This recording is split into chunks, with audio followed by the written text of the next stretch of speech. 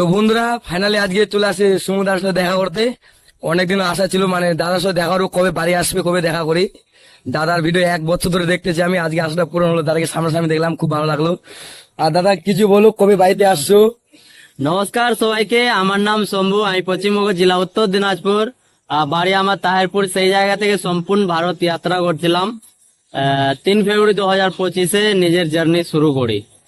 আর এই যে 26 তারিখে আসছিলাম, মে মাসে 26 তারিখে, মানে 16 মাস রানিং ছিল আমার কমপ্লিট।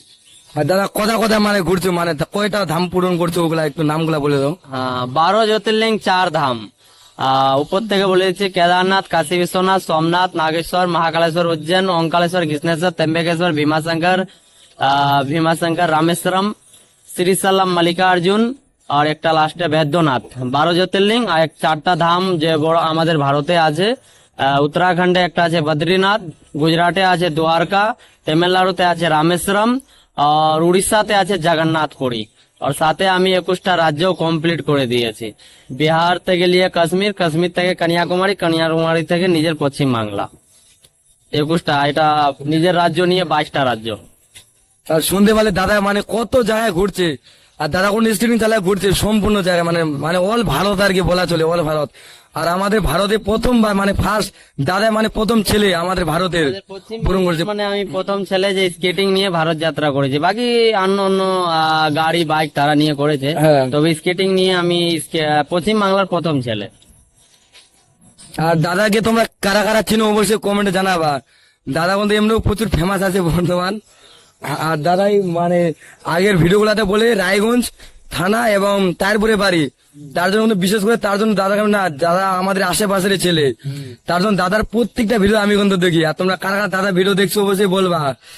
আর দাদার সাথে দেখা করতে মানে চাইলে, ইচ্ছা হলে কোথায় আসবে দাদা বলে দিচ্ছি, দাদা একটু বলে দাও। আমাদের তো সবাই জানে, আমি যেহেতু সব ভিডিওতে বলে রেখেছি, রায়গঞ্জ থেকে গোয়ালপাড়া হয়ে তাহিরপুরে চলে আসবা, বা আমাকে ইনস্টাগ্রাম যে বাংলা আইডি আছে সেই আইডিতে মেসেজও করতে পারো। আমি অনেকজনকে লোকেশনও পাঠিয়ে দিই। আমি স্টোরি দিতেই থাকি নিজের বাড়ির, অবশ্যই তা আসতে পারবা। তাহিরপুর সার্চ করলে আশেপাশে চলে আসে তাহিরপুর হাই স্কুল, এই যে হাই স্কুলটা, তার সামনে সিংপাড়া বলবা। আশেপাশে আসে বলবা কি শম্ভু সিং যে ভারত যাত্রা করেছিল স্কেটিং চালিয়ে, আমি একাই আছি, এখানে কেউ নেই। আর খুবই ভালো লাগলো এই যে ভাই আসছে দেখা করতে। তো দাদা কিন্তু এখানকার একাই এসেছিল, দাদার নাম বললে মানে সবাই দেখা যাবে এই জায়গায়, মানে কোন জায়গায় বাড়ি এবং সবাই। মানে আমি যখন আসলাম এখানে, তো আমি দেখিনি দাদার বাড়িটা, একটা ওখানে ভাইকে জিজ্ঞাসা করলাম সমুদ্রের বাড়ি কোনটা, একটা ভাই আনলো, বললে এই বাড়িটা হয়। হ্যাঁ, যে কাউকে বলবা ওরা বাড়িতে মানে দিয়ে যাবে তোমাকে যে শম্ভুর বাড়ি এই জায়গায়।